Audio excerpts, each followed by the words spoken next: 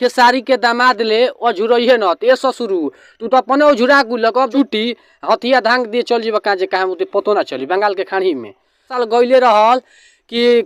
खेसरिया के बेटी सपनवा में आवेली। अब खेसारी के सबसे सुपरस्टार ओइसन गाना लेके आवत न जानू तो छोट छोट कलाकार उहे देख के सीखत तरस यही से गावत तरस तो अभी बड़ बड़ कलाकार के खराब लग जाता। अभी आप देख रहे हैं ऑल खबर तक रेलाई मशीन। आज मैं चर्चा करने जा रहा हूँ भोजपुरी के काज ने कौन तो झलास सुपरस्टार खेसारी लाल यादव के साथ दुश्मनी मोड़ लिए हैं। पर साल दुश्मनी किए थे गाना गा कर के खेसरिया के बेटी सपनवा में आवेली। अब की बार की खेसारी के दामाद ले अझुरइहे न ते ससुरु तू तो अपने अझुरा गुलक अब दूसरा के तू का अझुरइब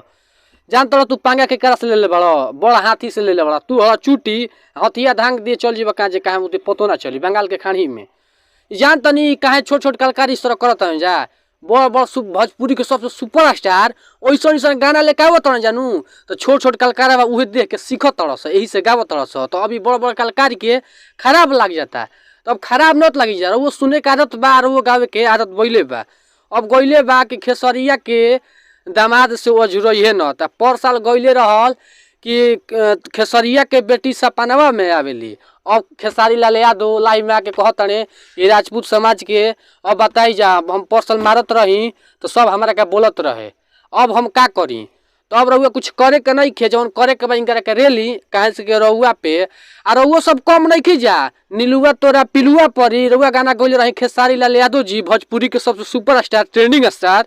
एगो टुनटुन यादव फिर फिलहाल में गा के विवाद कइले बाड़े डिम्पल सिंह पे कजरवा पे काजे कोना कोना दो पे नाम ना लेब ना तो ही तरह के काम जो हुआ जाई। ई ससुरा और खबर तक रेलाई मशीन और खासा रेले के हाले जाने ला एगो तो भाई के नाम दे दिल बड़ा जाओ खबर तक रेलाई मशीन वही में भाई के सपोर्ट से मनीष कश्यप 2 तो ऐसा भोजपुरी के कलाकार आप लोग इस तरह काम करिएगा तो रेलाई मशीन सही टाइम पर रेलाई करेगा। अभी तो हम लोग धान कटा रहा था देखा कि मम्मीला ससुरा गर्म है भोजपुरी पे मैं कभी वीडियो नहीं बनाता हूँ मगर बनाने का मकसद जानते हैं क्या है ससुरा कोनो डिम्पलवा पे गावता कोनो नीलुआ पे गावता कोनो खेसरिया के लड़की पे गावता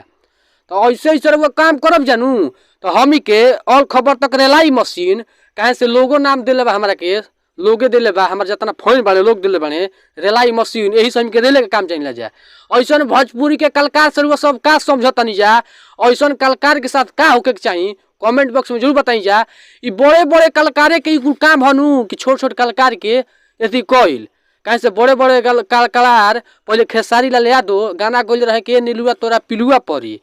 आ फिर से टुनटुन यादव गइल हड़े डिम्पलवा पे तो यो बेचारा चल है कि मौका बाटे हम तनी गा के तनी हिट हो जाई हाईलाइट हो जाई। ई भोजपुरी में जान के विवाद करत रह जान तनी काहे जब कनी के मार्केट डाउन हो जाता नून तेल किने के पैसा नहीं के रहत तो यही से विवाद करत रह कि हमार ज्यादा आदमी देखी है आ व्यूवर ज्यादा आई उससे पैसा आई और वो सब का बार वो सब तो जानता मजा लेती है हई हई हो फलान ठेका दोषी बाकी वो ससुरन जान के भोजपुरी में विवाद करत रह कि हमार फेम बढ़ रही बुझाइल नू। तो ऐसा भोजपुरी के कलाकार के बारे में आप क्या समझते हैं कमेंट करके जरूर बताइएगा। और इससे भोजपुरी स्टार और कलाकारों का रेलाई होना चाहिए कि नहीं कमेंट में जरूर बताइएगा। मिलते हैं नए वीडियो में तब तक के लिए जय हिंद।